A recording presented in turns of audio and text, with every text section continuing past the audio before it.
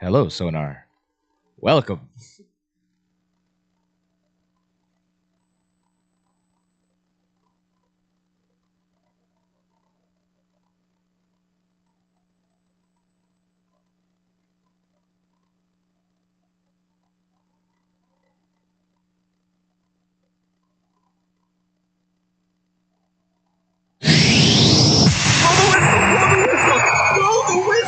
Let's go, boys! Pavetta and Boyd have had a pretty similar season, but yes, Boyd, his arm is so. That's Gumby, damn it. that's what worries me. I'm a little surprised he put him in one, but I mean, who else he can do? Now Because you got a fresh Palencia coming off an injury, so that's disgusting. Who wants a placenta on the field? It's disturbing. Valencia, not Palesta. Where are you selling? Lester, what did you say? Brian, let me handle this. Scusi, Babidi Boopy? che cosa? Peter, what are you doing? Speaking Italian. Babidi Boopy? Babidi Boopity Babidi Babidi. I'm done. To the chicken, right? That blood came from a chicken that I killed for dinner. Placenta. Placenta, oh yeah, it's a chicken. Oh no, that's the baby stuff, right? Right? During what months of pregnancy does a woman begin to look pregnant? September. What's in the chicken? It's like a broken record. Chicken. Why are you all gonna chickens? What's with the chicken? I don't know. What's with the chicken? Placenta? To be honest with you guys, I just said chicken for no reason. I don't know where the chicken came from. Philosophically, there is a bird that you perhaps would not call a chicken. Yeah, proto chicken. Yeah, proto-chicken, sure. And the egg that comes out of it, you would say, that's not a proto-chicken, that's a chicken. Blow the whistle. Your greatest little internet radio show everywhere you go. Always live on SportsTownChicago.com. Placenta? That's right, ladies and gentlemen. You're tuned in here to Blow the Whistle here on SportsTownChicago.com. I am Tyler Butterball Beautiful. I'm here with... Andrew Pepe Valentin. And no gimmicks, Nick Johnson. He's going to make his way in here shortly. He's just he's in a meeting right now. Yeah. Very important meeting. Only he was invited. It's a secret society meeting. We weren't allowed, Yeah. unfortunately. We're not a part of that. We're not deemed qualified. No. I didn't do the correct training for it. So we were not invited. Which that's okay because show must go on. Yeah. We are a little late, but that's okay because we wanted to give Nick a chance. But again, very important meeting. That's why he's there. Yeah. And he will be here. He'll be joining us here shortly. But welcome in, everybody. Have a happy hump day. And you guys last heard us on a marvelous Monday. Today is a happy hump day as we're going to react and break down post NFL trade deadline as things started to get a little crazy yesterday. Yeah, they did. It started off crazy, and then it kind of went, everyone's like, all right, no, we're good. The Jets already traded everybody. Right, So seriously. they're like, I don't know what's left. And then, obviously, we got to talk about the Bulls. Bulls, they won yesterday. I was at the game. I was there. And we're going to kind of talk about these new bullies, the young bullies that's coming through. And then we're going to go a little off the rails, wrap this puppy up. Yeah. We're going to talk a little bit of everything. We're going to kind of quickly go into our little takes of the World Series since we have not given you guys that. But the World Series ended on a weekend, and it was already a couple days later. And Yeah, that's the problem with the World Series. Was that, I really want to dock the Bears. yeah, that was the thing. Like, it was like, sorry, football supersedes baseball. Like, I don't know what to tell you guys. It unfortunately does, but again, we'll kind of break that into there in off the rails. Andrew, you ready to kind of get going on this NFL trade deadline talk? Let's do it. Let's do it, baby. All right, so NFL trade deadline was yesterday. The timeline stopped at 3:00 Central Standard Time. I'm only saying Central Standard. I'm not going to break down all of the because that's where we live. We go by Central Time. But the biggest one was just the storyline. Let's just say was the New York Jets as. Oh, man. The Jets, they committed to the rebuild, which honestly, good for you. You needed to do that because there was nothing that was going in the right direction for the Jets. Don't even mention about the head coach. He just started. He's not going to turn that dumpster around in 9 weeks, okay? So calm down, everybody. No. But the biggest one that I think through everyone for a loom was Sauce Gardner getting traded to the Colts for 2 first-rounders, and then they weren't done as the Jets also traded away Quinnen Williams to the Cowboys for a first rounder. So the Jets already collected 3 first-round picks. Yeah. 1 for next year, and I think 2 for 2027. Correct. So the future is going to be very young built. Andrew, I guess I'll go. Let's just start off breaking down the Jets.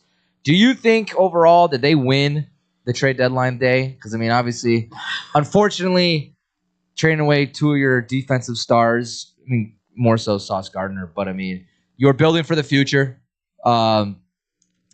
Aaron Glenn's going to be building the team that he wants. Right. And I think this is a great start to do that in his case. I don't know. What about you think? No, I agree. I think this is the kind of thing that the Jets right now are looking at saying, all right, we only have 1 win going into the halfway point of the season. Clearly, we have a lot more work we have to do. So this really comes down to saying, where's your future built at? Do you think you have the pieces currently to say going forward we are going to be competitive? Well, I think this season has kind of spoken a lot more to where the franchise is at. And this kind of says to them, okay, whatever value we can get out of some of these top tier guys to start rebuilding for near future now that we have this new head coach and this sort of new regime, I guess, that now comes in at the top too.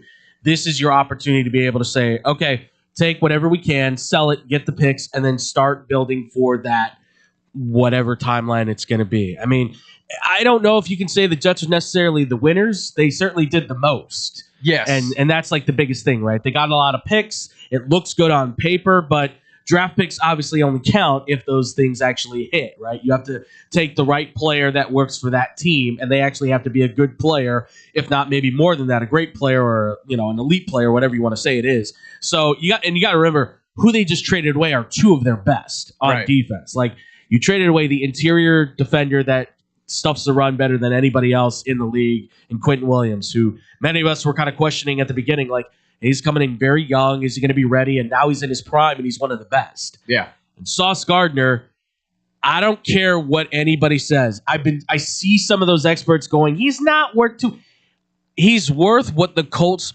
deem him to be. And for me, I think the Colts could easily be called, if you want to say there's a winner, I think the Colts came out of this on top because you're a 7-2 team, clearly overachieving well above anything else anybody gave them chances on. Yeah. Oh, yeah. And you go and get a 25-year-old in his prime, 2-time Pro Bowler, 2-time All-Pro corner who, because of his stats, he doesn't look fantastic, but the overwhelming quality of what he is as a corner, like, people don't understand. This guy averages 2 catches on receivers per game, 2 receptions per game. That's what he's worth. He's shutting down receivers. He also, by the way, has a tight window force rate of 52%. I know that's deep analytics. I get that. For a lot of people, they're like, oh, here again with this. But it does count for something because it's what he's causing these quarterbacks to have to face against the wide receivers. That's number 1 in the NFL, by the way. Yeah. At 52%. And there's 2 different types of corners. Like, you're going to have those ball hawks where they're going to go up for picks. Yeah. And like Deron Bland, for an example. He tied the record for most interceptions in a season. Yeah, that's great. Right. And I mean, obviously, that's just different styles of cornerbacks. Sauce Gardner is just a complete shutdown corner that's not going to let a ball. He might not pick it off, but sure as hell not getting caught, and that's almost as good as an interception. And we've all said it too. Like, the fact that you don't hear his name, like, everybody keeps bringing that up. Well, it's hard to bring up a guy's name when nobody's throwing to him. Exactly. Because he's 6'3", he's 200 pounds. He's not the fastest guy in the world, but I've never seen a guy be able to stay on another wide receiver's hip, stay on his inside or his outside to make sure he's not making a catch better than anybody else in the league right now. Maybe Derek Stingley. Yeah. Maybe Derek Stingley. And there's maybe a handful of others that you can compare Pat on Surtain, there. maybe. Right, Pat Surtain's another one. But as far as a guy who is in his elite prime right now, where you're getting the size and the skill, and if you toss the ball towards him, he's likely going to get the interception, that's a guy that changes games for you. That's a guy that can secure you a win, especially in a playoff. Yeah. I mean, I am going to have to slightly disagree with you as far as I do think the Colts won these trades more out of the Cowboys and the Colts. I don't know if I would have spent 2. You mean the Jets? Or the what? You said the Colts. Oh no, I mean, like, I think in terms of the Jets being winners, you're saying? Yeah, I think Okay. compared to like Colts and Cowboys that Sure. got these guys and the Jets receiving the picks, I think the Jets won this more so than those two. Right. Obviously, I will agree that the Colts needed to do something like this to just make them that much better. Like this was a move. It's totally a win now type of thing. I just don't know if I would have spent 2 first-round picks. Oh, sure. It's a lot to spend. But if you're telling me right now that this is where the Colts are at this point on a team that we gave no chance to whatsoever, we were saying maybe they get a top 3 pick. Now we're saying, man, they could actually be contenders in the playoffs. Now with this move, I'm going, man, they just moved up. And I think it was Vegas now. They moved up to go be winners of the AFC. That's crazy. I mean, like that's the kind of move you make. And that tells me then those 2 draft picks that the Jets are getting are likely then going to be later first-round picks. So it's nothing to the Colts then. No. I mean, that's true. It's not like they're getting 3 top 15 picks. They'll probably get 2 out of their self and Dallas. You could package the picks, obviously, and go get a higher draft pick, right? Just I mean, go that's crazy. Yeah, the Jets could just trade up a lot and just go get top 10 picks. Right. For the next 2 years, and that's fine. But this is the Jets. Right. We know that they have had an interesting play when it comes to the draft in choosing the right and or wrong player. They've had a tough time with that. This is true, and that's where if you're a Jets fan, you're just hoping that they're using these picks in the right way to get through the season. At this point, this is manual labor. But like this way, I mean, it is kind of a win-win for both teams because the Colts upgraded their defense exponentially. Yeah. Unfortunately for the Jets, you weren't going to win with Sauce, with Quinnen Williams. If anyone, the biggest loser out of this is the Cowboys. Yeah. Because there is no reason in hell. I mean, I don't know. I don't think, yes, this helps their defense. They have one of the worst defenses in the league. Yes, but you're a 3-5-1 team, and you're over here buying? I mean, this is the classic Jerry Jones kind of move, right? This is what Jerry Jones does when I think he feels that there is a imminent threat to his franchise possibly not being as good as it can be. Mm-hmm. He picks a player and says, this is where the fault's at. We need to fix this. And Kenny Clark has not been able to stay as healthy and not been as nearly productive as maybe you'd want him to be. He's been there, but it's not been to the level that it's affected this team. And now you go out and get Quinnen Williams. That's great. That's great. You got 2 DTs now that can really go and stop the run, but it's not just about stopping the run. You got to be able to get to the quarterback. And I will say this: the rookie as Acuna, whatever his name is, the kids they took from Boston College, he's been great for them. I looked at his numbers; he's actually been great for them as a pass rusher and as one of the top rookie pass rushers too. But outside of that, you're not getting the pressure that you need to cause quarterbacks to make mistakes so that Deron Bland and Trayvon Diggs can go make picks. Right. And it's killing. And unfortunately, because the offense has been their best part. Yeah. I'm talking about Dak like he's possibly an MVP, but he's not going to win it when the Cowboys keep giving up game after game that they could clearly win. Have they just got to stop? That is the unfortunate. That's all they have to do is get a stop. He's literally, I think he's got the most passing yards, and then obviously he's still doing it with. They're lighting it up. It's crazy. George Pickens is top 5 in receiving yards.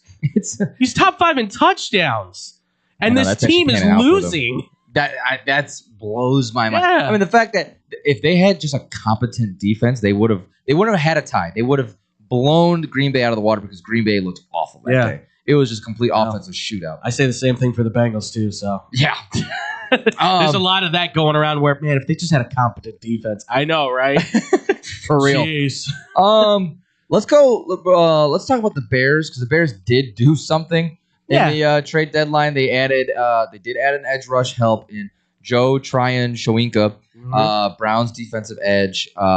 He was a former first-round pick in 2021. He was 32nd pick by Tampa. Yep. After they won the Super Bowl. And a lot of people weren't. I mean, all they had to do was trade a 6th-round pick. It's a nothing trade by and they got name. A 7th round out of it. Yeah, it's a nothing trade by the name, but it's a trade that ultimately gives the Bears an extra added oomph to what has obviously now become a weakened.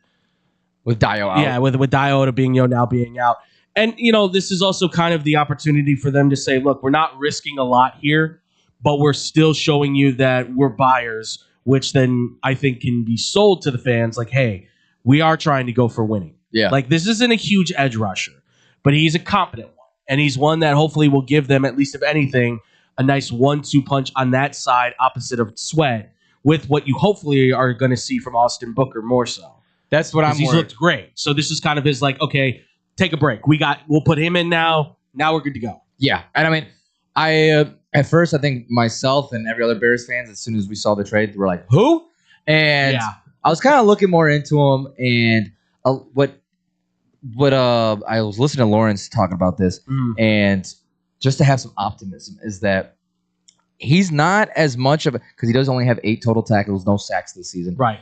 But he's more of an edge rusher that can drop back into coverage. And that's what fits Dennis Allen's system. Yes. So that, in a way, is like, yeah, not the prettiest pick, but it might be the most fit pick as far as edge rushers. And I didn't want the Bears to trade away big, huge capital for a guy to get an edge rusher. I mean, unless you were getting a high quality but they're not even in a position to be like, edge rusher will make them a win now team. Right. I mean, look, to me right now, I'm not even being biased, the Packers got the best edge rusher out in the market right now. Yep. And they're not even, to me, a win now type of team. Like, they want to be, sure, but they're sure as hell not looking like it. Yeah. Everybody, welcome. No giving Stick Johnson. All right. Came back from his meeting. Yeah, all good. Did it go okay? Yeah, we're set. We got assignments. We know what we're doing. Yes, sir. Awesome. We just kind of talked about. I was waiting for him to come through and just like scratches and blood all over. So he's like, it was a nightmare. Ripped up socks, sweatshirt. No, we know what we're doing. We just kind of went over the whole Sauce Gardner, the Jets pretty much throwing everything out. Did you, between those 3 teams, as far as the 2 transactions, do you think the Jets came more out as winners, or do you think it was kind of overall winners aside from the Cowboys? Because that's the obvious no. I didn't think anyone, if it makes any sense, I didn't think anyone was a loser in this case. Okay. Where, well, of course, obviously, what you do with those draft picks is what will determine that, of course. Yeah.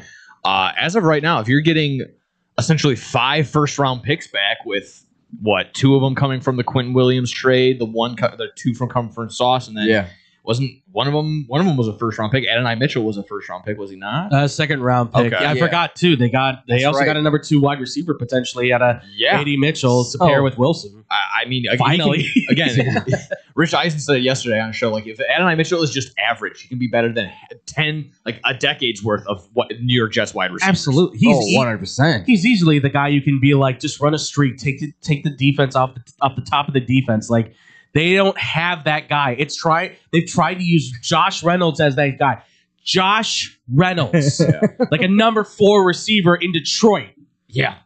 God. Hell yeah. So yeah, if it made any sense, I didn't think anyone from that scenario was a necessary loser. There was definitely teams that I was like, why are you not making moves? I mean, the Bears a little bit, but I think you guys probably already mentioned, like, they're not win now. Like, it take a lot for them to you just came in. Yeah. We just started getting into Unless you were getting, like, Alontae Taylor. Like, he was the only quality corner, or you were going to get, like, a Jermaine Johnson from the Jets or Kayvon Thibodeau from the Giants. You weren't really spending a lot. And clearly they said, let's keep the picks, let's keep working. I was more surprised that they weren't going to be more aggressive for Jermaine Johnson, just with the Jets already clean housing and not. I mean, you weren't going to spend a first rounder on him. You might have to spend a third.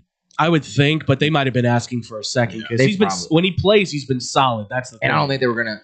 I don't think they wanted to give up picks that high. I mean, right now they're not in they're not in a situation to do that. If I were the Bears, I would try to keep the draft picks because at some point you have to start thinking. Let Ben pick his guys. Yeah, they kind of seem like, oh, that would have been really good to have a second round pick there. You're right. Yeah, it's one of those things where it's like, oh man, that player's sitting in the second or third round. Boy, if we only had a draft pick, right? But so Nick, I mean, so what we were just talking about is that the way how this might fit in a better situation for the Bears is that, from what I heard too, is that obviously we were all like, who the hell is this guy?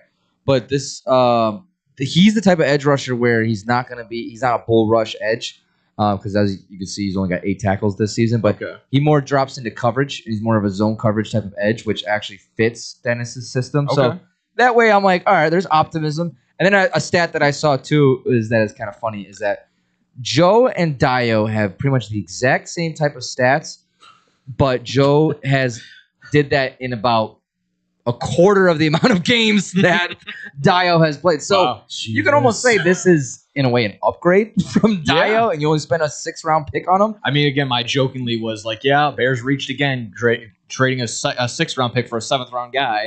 But it could be the sense of, like you just said, like maybe he upgraded his 7th-round status to 6th round, and maybe maybe the Bears flip him for a 5th round next year. I mean, he was a former 1st-round pick, so I'm like, okay, so there's something there. It's low stakes, and again, it was the same thing with signing Chauncey Gardner-Johnson. So like very low risk right now signing him. No need to worry about it. Obviously, everyone was hurt. So and a lot of that CJ Gardner-Johnson, I think, is too that, hey, I'm friends with Dennis Allen. Like, he trusts me. I know his system. And you can see he does add another element to the defense for sure. It's not maybe what the Bears need. They need a cover corner, but at least they've got this is a piece where you go, okay, somebody who can fit in there. And I said, at least if anything, he helps balance it out where Booker can be your pass rush. This can be your guy to kind of give him the relief when you need maybe somebody to go back into coverage now too. Did you guys go over any who you thought the winners of the draft were, or the draft winners of the trade deadline, losers of the trade deadline? We were just kind of going. We more so just based it off of. I mean, I think those recent moves. I think the Jets were so much more so because they committed to the selling by a lot. Yeah. They got a nice haul of picks where Aaron Glenn can now pretty much build his whole team. I mean, as long as the front office doesn't screw it up for him. I mean, I was gonna say, but now that Nick's here, I'll leave it to him. Like the losers for the draft for me would be some of the guys that I don't think got traded. Yeah. That was obviously like the big like you're sitting there like why Breece Hall? That blows my mind. Even Kamara, I'm gonna say too.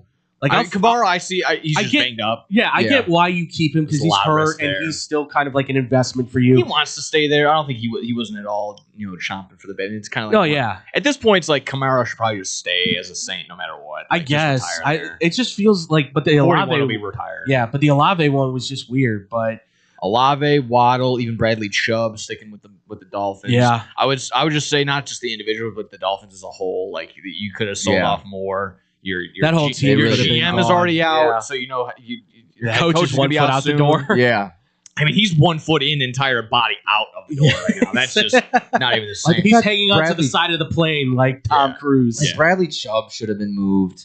You probably could have something, but I heard. I mean, I was expecting Waddle. The price was too high. They wanted a first for Waddle, which is that's the thing. The Dolphins were asking for too high a price. Like that seems to be the common denominator in all of this is everybody who wasn't traded that we thought was going to get moved, it was because they were asking for more. We heard about the Breece Hall thing where he could have been a Kansas City Chief and everyone, I as a fantasy owner of him was drooling over that. Yeah. I mean, and all of a sudden we find out, actually they could have had him and they just offered a third. But as the Chiefs have done before, they're kind of like, it's too much for our budget. It is also the Chiefs. They don't really know how to utilize a running back. Yeah. So and you did bring up a point too. Like they did trade a 3rd and a 6th for Kadarius Toney. Yeah. So this was AKA the newest rapper on the scene now. So if we're going players, I would say Jacoby Myers himself is a winner. Yeah, because he left the Raiders. You're good. Yeah, exactly. I think him going in a much better situation where I don't know what to make of that though. That's just the thing. Like me and Scotty were kind of on the side yesterday of like if the Jags are making that move, maybe the Travis Hunter injury is more severe than people are letting up to be. Yeah, it feels like.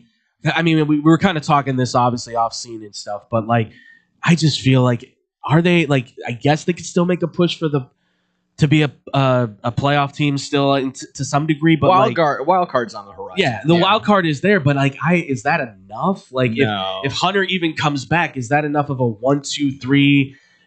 Like, if they got Brian Thomas Jr. going, then that'd be a big difference. But the wide receiver killer is out on the Shane Waldron on the offensive side over there. Boy, he is in a sophomore slump beyond belief. Brian. Yeah, I mean, it's either Shane Waldron or Liam Cohen is just like destroying.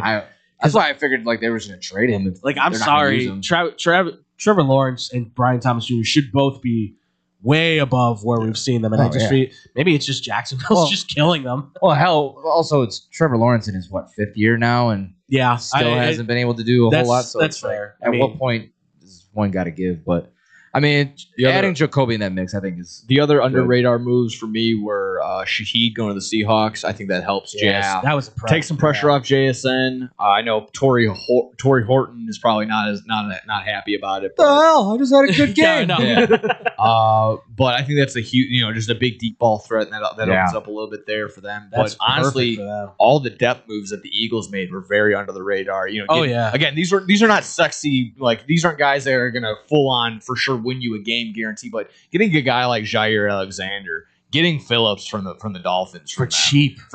basically peanuts. Very They cheap. made another move too. But Michael Carter, the second, was another solid one. They're kind of like, oh, is he a guy? Is he not? Again, it's just depth at this point. Like these are guys that's all that they have need. been there, done that, and then again, the Eagles are going to be in the playoffs, Right. probably making a deep run. Mhm. So you need these pieces. And again, it's just one of those things where like, wow, a team that just won the Super Bowl is still investing and making moves and getting better.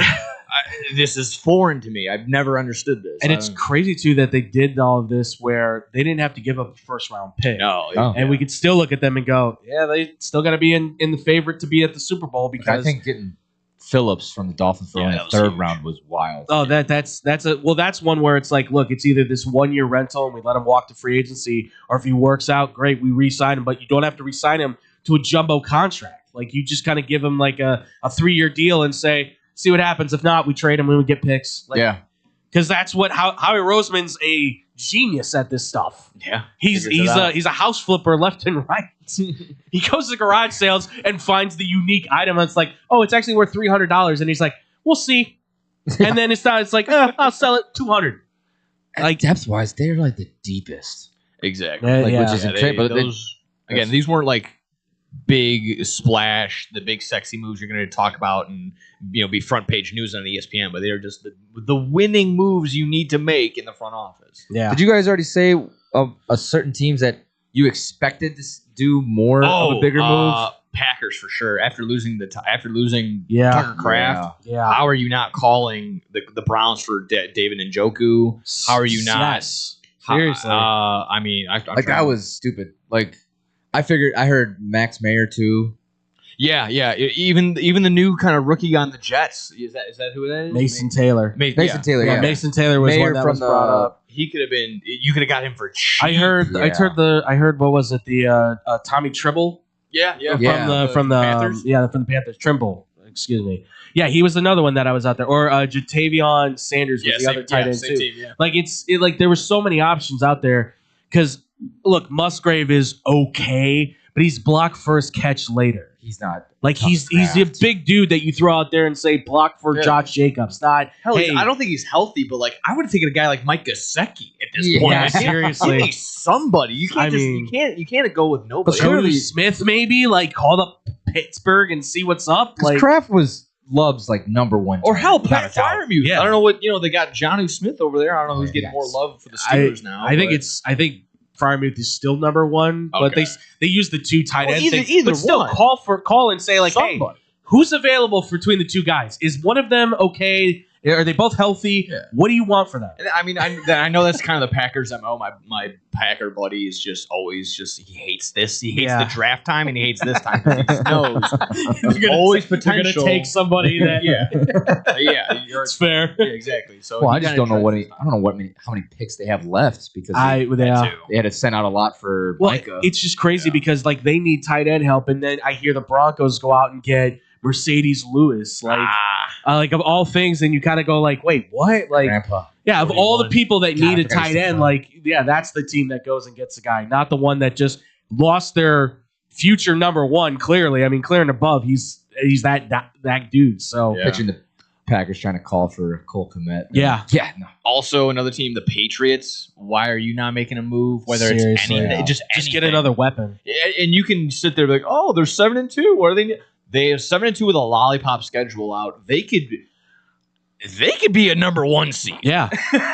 just by simply winning and being there and showing Seriously, up. Like, they really Drake May's could. having not a phenomenal MVP year, but he's good enough. He's playing well. He's playing very good right now. Yeah. Well, and it's weird because they weren't even buyers. They were sellers. Yeah. They sold Kyle Duggar to the Steelers, and then Keon White goes to the Niners, and it's like, that's an edge rusher you really could use on defense, and that's a safety that's been pretty solid. Like, was only for a 6th-round pick. And that's the thing is like I'm like, is this Mike Vrabel knows something then? Because clearly, if those two guys are getting sent out and they seem like valuable players, remember he said it was like being pregnant. That's that's true. That was a great one. Well, I saw too where somebody said like apparently Belichick wanted to take Keon White in the 1st round, and they had to talk him out of it. By the way, same draft as Christian Gonzalez, so imagine how that would have went down. Oh. Imagine what could have been. Ugh. That's why he's doing great things in North Carolina. Think any other team that should have done something. I feel like the Chargers. They did the offensive line move. Yeah, they did. do so. That was huge. That was like at the buzzer. Maybe San Fran, because like how do you? I know you can't replace him, but you got to find someone to fill in the shoes for Fred Warner. If you're gonna compete for the division still, that's what Shanahan's like. We're still in the fight, and it's like I feel like Seattle's starting to pull away though, man. Like and the Rams are still hot. Like you better hurry up then, because the Rams are as long as Stafford is healthy and Puka, then they're fine. Like the linebacker that got traded away from Cincy. Yeah. I'm surprised that's not. Yeah, Logan Wilson. I'm surprised that wasn't a guy that the Niners would call for. Everyone was asking me, they're like, "What do you think about that move to go to the Cowboys?" I'm like, I don't know. Like, what do you want from me, man? Like, it's a MAC linebacker that's just going to be sitting there in zone, basically, playing. Again, it's all predicated on stopping the run, but that's not the problem. They need to stop the pass. I don't know. Your owner should not be 80,000 years old. And also your GM. It's just, it's clear. Scott, it's going to be a complete sidebar. Yeah. Scotty and I were kind of talking about this yesterday, and Kobe over on Low Blow. Is it concerning that Joe Flacco is having basically the same offensive output as Joe Burrow may or may not have had this year? I did see that. And we can clearly see from Joe Burrow to Jake Browning, huge dump off. Oh, yeah. Jake Browning to Joe Flacco. We're basically in the same boat now. No, I think you could look at it certainly a lot of different ways. And that all I guess depends on your perspective. I look at it and say I guess that can speak to maybe Joe's maturity, if anything, to some degree. Like this is a 40-year-old veteran. Yeah, this is a 40-year-old veteran who doesn't have the same skill set as Joe Burrow, but they're putting up the same numbers. I said this on Monday. I think this still speaks to Zach Taylor's offensive ability. That's probably true. But you and I were talking about this. I think he's gone at the end of the year. I think you've lost the locker room. You've lost the team. Oh, yeah. I think Chase is done with him. I think Burrow might even be done with him. Like, cool, man. You helped us get to where we needed to be. We got to a Super Bowl. That's awesome. A lot of that, though, I think was based upon personnel, not so much coaching. Well, here, I want a question for you. If you're assuming Zach Taylor's out, who would you want? Joe Brady. Oh, don't even test me on that. Because tell me right now that the pass game coordinator who worked with you at LSU that got you the national championship, and I know that's college, that Jamar Chase is credited with helping to get him to be a first-round draft pick. Joe Burrow credited him with being a number 1 overall pick. Why would that not be one of the guys you target and say, hey, we want this guy? Like, if you're going to ask the players, I feel like that would be one of the guys they go to bat for and say, look, we worked with him in college. We still have communications with him now. He loves us. We love him. Why not have that opportunity? I know you want to say, but you need help on the defense. Then you got to go get a defensive coordinator. Now, last one for you. You mentioned him for LSU. Which one would you rather him coaching? Because he can't be in 2 places at once. You can't do both. Are you sure we can't split the contract? Come on. Well, here, have him call Tom Brady. He cloned his dog. He can clone John. Just about to say that. Just about to say that. I love him. Only Tom Brady can be like, I want my dog back. I want to play God. Right. With my keto smoothie. Sir, you can't do that. Call my dog. Do you not understand? I am TB12. Yeah, who has more rings, me or God? Come on now. Honestly, I probably would. I think because Brady wants to be an NFL coach. Like, I think he's on the cusp of being a head coach. I think he's the coach of the Bengals in that case. And quite honestly, I don't blame him. Like, he's been good enough with the Bills. He's a good enough offensive mind. He's proven himself. He's young, energetic.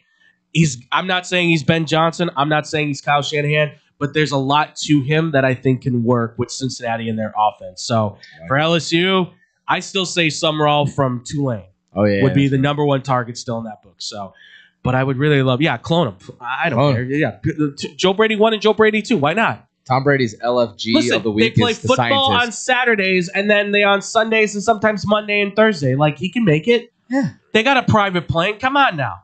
They all do. We know it. I've seen it. It's big. It's nice. It's doable. Just suck it up and do But both. yeah, Zach Taylor got to go, and their one too. I was kind of surprised with Trey Hendrickson.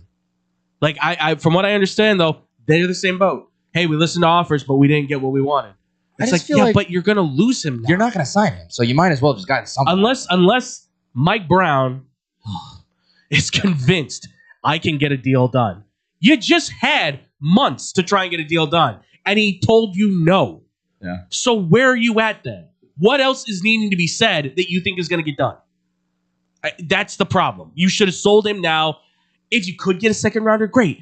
If you can get a third rounder, great. Just get something for him, because now you get nothing, and somebody is getting a top edge rusher. Yeah. No. Somebody is. I thought that was stupid. I said Seattle. You could get a second rounder. The Seahawks improve. That's what they need, help on the edge rush. And you get a draft pick that you can use. I think if that happened, Hendrickson would be like, "Oh, I'm healthy again. I'm good. Probably. I'm not gonna get hurt. That's I promise." probably what's happening right now. Oh, he's probably being like, "Ow, my back. I guess Shamar Stewart's gonna have to play." I hate that kid so much. So much. He got buoyed by Oh my God, Wright. dude. Workout Warrior Central at the Combine. Oh, top 10 pick. The Bears should pick him. He should go in the top 5. He's the worst edge rusher of all the rookies. There are 5th and 6th rounders outplaying this guy. I hate the Bengals picks. Sorry. All right, we might need to Sorry. switch gears. Sorry. I mean, was there anything else that really stood out to you guys from the trade deadline? It was kind of started off high and then just kind of went meh for the rest of the day. I don't know. Trying to think. To me, I mean, I think the Eagles just adding loads of depth. I think that was like the biggest winner. I think the Jets committing to sell out. That was just the biggest kind of one. the biggest Like, hit. I mean, it just everybody else was kind of just standing still. I think I was a little maybe the only one I would say I was surprised with was maybe Minnesota, because there was all this talk about, will they make a move? Not necessarily even just for quarterback. They were talking about upgrading the defense potentially and stuff, but I never thought they were going to get Kirk Cousins. Like, that whole rumor, like, what are you going to do with the contract? Atlanta doesn't want to eat that. You don't want to pay that. And do you really want him back? And I mean, where's that? I didn't see anything about that. Yeah, because there was somebody that there was floating rumors that people were talking about, and there was one guy on TV I was seeing who was saying, like, what's that going to do to JJ McCarthy's confidence, and what's that say to Carson Wentz? And it's like, well, I don't know. They're a team that's barely on the edge of making the playoffs, where they were just a winning team. Yeah. Like, if anybody's the winner out of this, it's Sam Darnold, who just took that team to the playoffs and then got paid. Yeah. And now is on the verge of probably winning the division again and going to the playoffs. Like, if anybody's a winner there, he is. So Red Rocket, baby. The only loser is definitely, I don't know if you guys saw maybe that kid that went viral reacting to see his favorite player, CJ or Sauce Gardner, getting traded. Oh, I didn't see this video. Oh, it was hilarious. The guy, he had a crash out for sure. Oh yeah, a very valid one. If I'll give it to him. The whole 9 yards with a kid freaking out, like the stomping, the crying, just the immediate. I'm a Colts fan now. Yeah, I hate the Jets. I'm a Colts fan. I wanted to do that AI thing where you can morph an entire person's body. I was gonna try and get Kobe to go over. I got Kobe. Yeah, try and put him over the kid and have him stomping. I hate the Jets. I was gonna say, how did Kobe feel about that? He was just sitting there. Well, he was on his way here because we were going to do low blow. Yeah. He got the text from me because I go, Sauce to the Colts, like question mark, exclamation point, question mark. And then Scott goes, oh, man. And then Kobe just goes, yo, what the F? Like, are you serious? Like, come on. And then he was more okay with the Quentin Williams trade. Sure. He's like, okay, like understandable. That's fine. Good return. Yeah. But his kind of take back from all it was, just why Sauce. But again, kind of that feeling of like, all right, getting all these picks back. I guess that's an okay silver lining. I said this. I retweeted Jeremy Carp because he put out all the picks that the Jets have now, and I said basically in a quote tweet, I was like, if they aren't good by 2030, like this is the worst franchise. Yeah. Like if you don't get a quarterback, no a solid wide receiver like a number 2 or something, or whatever you need, edge rusher, something like that. If you can't find your franchise players by 2030, if you're not winning football games, done. The Jets are lower than the Browns. Yeah. You've officially hit the worst team in the It's NFL. that, and then I don't know if you guys saw this one really quick. Nick Turaney on Wake Up Barstool, he threw out this kind of what if for he used the Chiefs and the Browns, but if we could definitely use the Chiefs and the Jets in this instance. The Chiefs trade away their entire team to the Jets or the Browns. Doesn't matter. We'll use the Jets for this one. Trades the entire team to the Jets. The Jets, for the next 45 years, have to give the Chiefs their first and second round picks. Do you think the Chiefs would be able to get a Super Bowl before the Jets? Oh, I honestly think that the Chiefs could probably get one before. I think they can get to the Super Bowl before the Jets even get there. I was going to say, I think just a win. I think the Chiefs could find a way to be able to say, like, all right, we know how to draft talent. Yeah, exactly. every player on that roster. I would give them 3 years before the Chiefs are back in the Super Bowl. And the Jets are still jetting it up. They found a way to. Patrick Mahomes is now out of the league. But frustrated as ever, going like, this team, this guy. Yeah. I hate this. Yeah, I know. Rishi Rice is now working at Enterprise Rent-A-Car or something like that. Managing it. He's on the tollway on the Jersey. There we go. Oh, my God. Unbelievable. That'd be amazing. Yeah, I totally think, the I heard Chiefs. that one. I thought it was hilarious. I would still bake my money on the Chiefs. Oh, yeah. There's a difference in the owner and the front office that I believe in, whereas Woody Johnson, don't let your 17-year-old son be making picks for you, maybe. I don't know. Based off Madden. Just a thought. If that really is true, they may have already sunk to the worst franchise. I might even put Ohio State over them, and that's a college team. For what it's worth, the Ravens also use Madden ratings, so That's true. Yeah, well, they win. They use it more effectively, apparently. They win, obviously. Yeah. They found a way. They're playing on all Madden mode, I think. The Jets are sticking that rookie simulation. Right? Amateur or whatever it is. Yeah, of course. Yeah. No salary cap. We get to get whoever. All right. Well, that's going to wrap it up for our trade deadline talk. When we come back, we got to talk about the Bulls and the NBA, baby. Sir. That's coming up next here on Blow the Whistle on SportsTownChicago.com. Chicago sports for sure. SportsTownChicago.com. It's the summer of coffee at Dunkin' Donuts. To reach peak summer mode, you need your summer coffee. Like a smooth, new s'mores frozen Dunkin' coffee, a refreshing butter pecan iced coffee, or a sweet coconut cream by cold brew. What could be better than an iced or frozen coffee on a hot summer day? Nothing. Dunkin' Donuts has all your favorite flavors this summer. So come enjoy the summer of coffee and keep cool out there, kids. America runs on Dunkin'. Price and participation may vary. Limited time offer. When car dealers fight for your business, you win. AutoJudo.com makes car buying fun by letting dealers compete for your business live. Real-time Auto Judo fights are the fast and easy new way to get multiple dealers' best offer on any car you want. It's free and anonymous. Only the dealer you select as the winner of your Auto Judo fight receives your contact info. You're never obligated to buy, so test drive your best deals now at AutoJudo.com. Dealers fight, you say. Yo, check it out. We got the finest pizza in all the land. Italian Fiesta is on deck, and I'm telling you, it's a hit.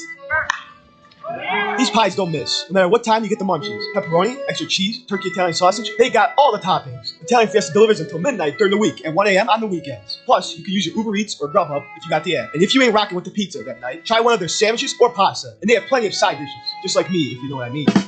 Hop online and go to ItalianFiesta.com or call 773-684-2222. Piece of pizza, that is. There's only one place to watch your favorite sports team and have mouth-watering pizza. Come on down to Moretti's Pizzeria, where you can get a pizza for half the price every Tuesday. Try out our delicious varieties of pizza, sandwiches, and much more. I don't know about you, but a gooey mac and cheese pizza with a size of cheesy mozzarella sticks and watching sports sounds like paradise to me. Stop by at one of our 12 locations near you. We're open 7 days a week, anywhere from 10:30 a.m. to midnight. Visit our website, Moretti'sRestaurants.com, for delivery, catering, and even private parties. Moretti's, we bring the fun. Did you know that Club New in Aurora is the ultimate entertainment complex? Monday nights, it's free football and darts in the sports bar. Tuesday night is league night.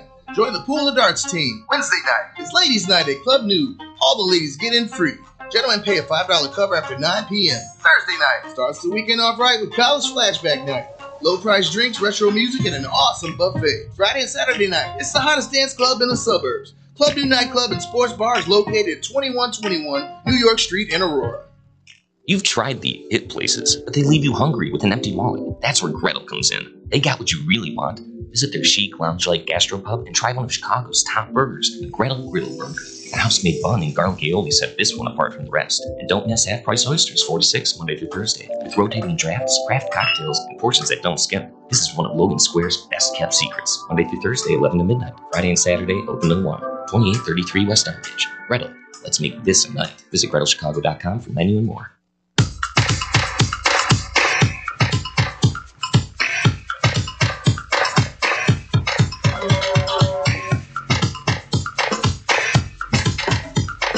Welcome back here to Blow the Whistle on SportsTownChicago.com. Tyler, Andrew, Nick here with you today on this hump day. Fred, you're just sitting over there. Tone's chilling. Tone's just hanging out with us. Yeah. He always likes tuning in. There we go. There you go. What did you say? Say hanging out with the good old boys. Yeah, buddy. Just a good old boy. Just a good old boy. There you go. I think I can see Tone doing some karaoke bar. Oh, yeah. You ever do that, Tone? There Long we time go. ago? What made you stop? Was it what? The karaoke I used to go to on out there by Morris. Yeah. Oh, damn, yeah. Okay. All right. Close down. That's a You're shame. seeing Reba McEntire, right? Number one song, right? Tony, you want to know what the good go-to is? You sing a Weird Al Yankovic song. They think it's gonna be like the classic, like it's oh boy, it's here comes Beat It. Nah, here comes Eat It. Eat it. Sorry. Yeah. Yeah, exactly. Oh, all right, that's enough of you, Tom. Good way to let down the crowd. I love it. Oh, I love that. All right, we are gonna talk. We gotta talk about these Bulls, baby. Yeah, it's all about the Bulls. Best record in the Eastern Conference right now at 6-1, coming off a thrilling win against the Sixers last night. Vucci Mane. Oh my God, he hit it in the corner. I couldn't see him for a second where I was sitting, and I didn't know he was there. And so I was like, Giddy, where the hell are you throwing it to? And then I see Vooch. I'm like, oh no. I was like, because Vooch is one of those guys where it's like, if he starts off shooting and hitting it from three, then it's like, all right, he's feeling it today. But if he starts 0-3, I'm like, yeah, no, he's not. Don't worry, I think you were definitely not alone in that. Oh no, oh yeah, feeling. Like that's the Kool-Aid happened man so many times. 100%. Sure. There's too much of that going on. But I mean, if you're just talking last night's game, they what?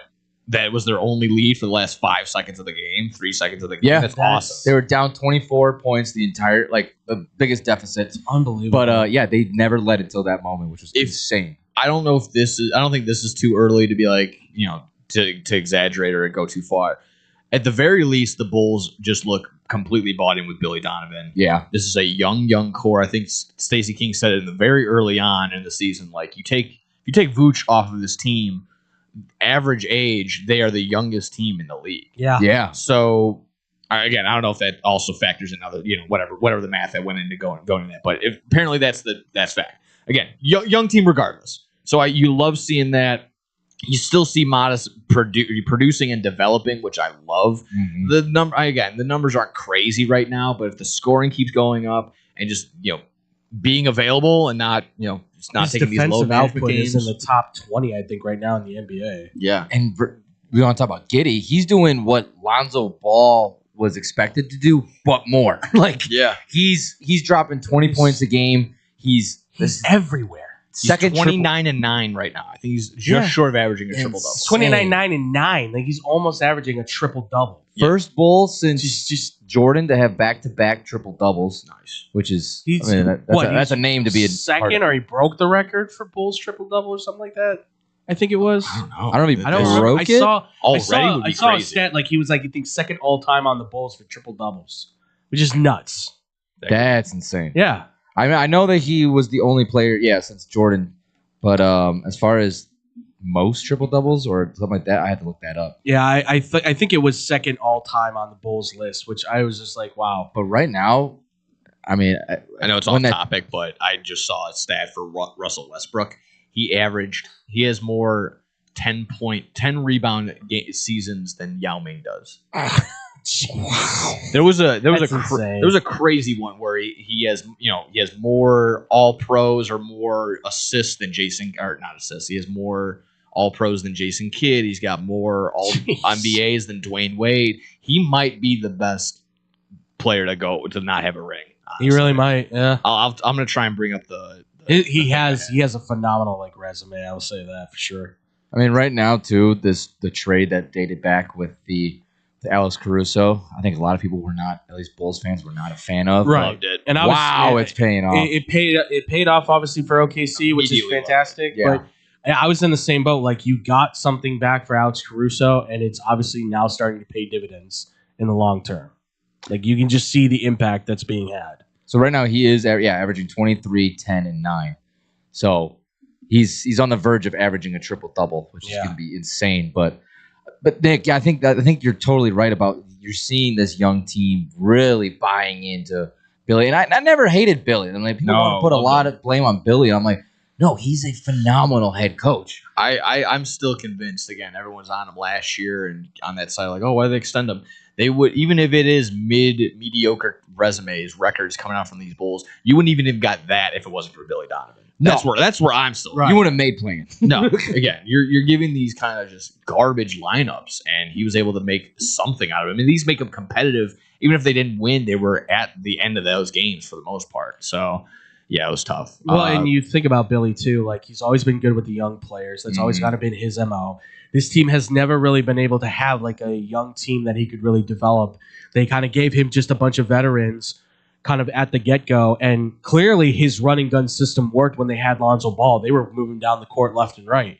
This is, I don't know if it's that where we saw them first place in the East like they were when Lonzo came in, but it looks like they're by the second, they're one of the fastest teams right now up and down the court. And they don't even have Kobe White yet. And that's the thing. They don't even have one of the fastest. That's where I don't know how to feel. Is Kobe coming back gonna is that gonna change the chemistry? Yeah. Is it gonna, now that's gonna be 20 less shots coming from everybody else because Kobe's gonna have to get his. Right. He's a defensive liability. He's gonna have the ball lots.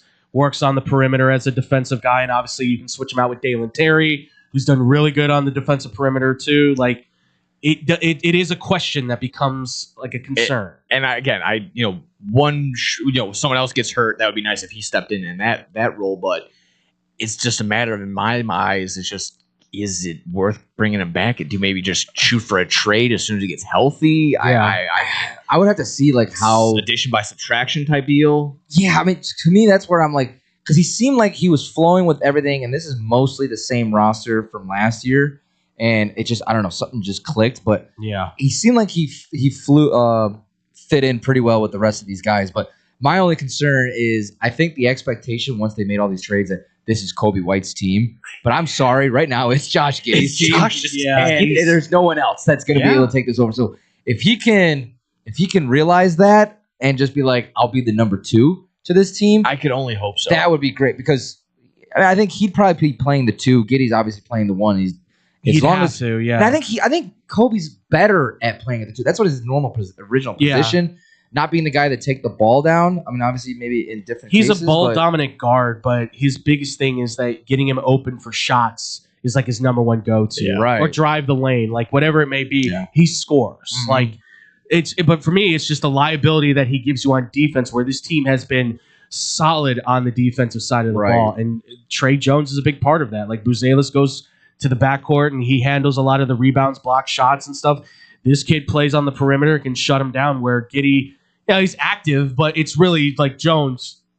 It's crazy to say that the shorter guy is the better defender. But right now, they have like the best perimeter defense in the league. Like, yeah, the 3-point percentage against their opposing teams has been awful. I mean, except for that Knicks loss. That was great. Well, it's crazy too. Like, even they shot like 50% from 3. That was a tough. That was just insane. That's almost like an anomaly. You get a 3. You get a 3. That's how it was. Like, even Josh Giddey in the post game that night, he was kind of just like, like, we can play as much as we can, but if these guys are shooting 50%, there's just nothing we can do. You can't stop that. I kind of paraphrase him, but once you get on a hot streak, you can't stop it. Yeah. But that is interesting. To even lose by 10 when you're shooting that well, like, that's pretty. Yeah, they still came back and made it a game. They have heart. They got fight. and that's big. But I guess that would be the interesting thing is, are we going to see a shift? I mean, I told this to you. I kind of was down on it. I've now kind of reevaluated it, looking at, because I didn't really look at the numbers on these guys. It was a trade of Kobe White, and it wasn't for any picks. It was for Tarian Eason and Reed Shepherd from Houston. Okay. So Reed Shepherd right now, he's shooting 9. He has 9 points a game, 3 rebounds, 3 assists. Okay. So, but he's a 3-point shooter. So he gives you the 3-point kind of coming off the bench, kind of what you're getting from Herter. Mm-hmm. Yeah. And then Eason gives you the 6'8" rebounder, score inside. He's right now at 11.5 points, 5 rebounds with 5 assists, even 2. So he's giving you kind of that offensive defense. He's a wing that you can work, and he shoots inside out more than anything. So at first I looked at it and I went, no, I get the draft picks. But now I look at it and I go, well, they are young players, and it does kind of fit. And Eason can run. I don't.